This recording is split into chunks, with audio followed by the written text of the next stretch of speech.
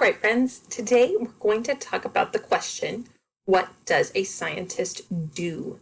When we are done, you will do a quick activity in Seesaw. This scientist, called a geologist, collects rock samples.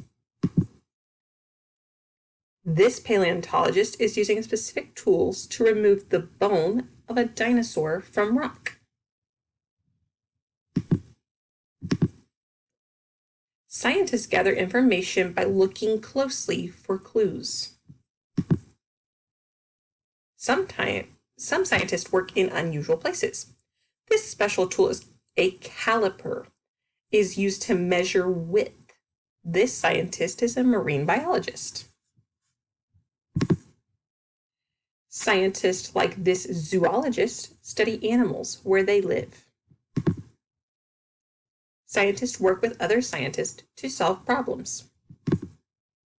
Sometimes scientists need to invent tools to do their work, like this computer scientist and astronaut. These scientists, called biologists, are tagging a bird with a radio transmitter so they can track where it goes. This scientist, a chemist, is using a special microscope to do his work. You are a scientist when you ask questions and investigate to find answers.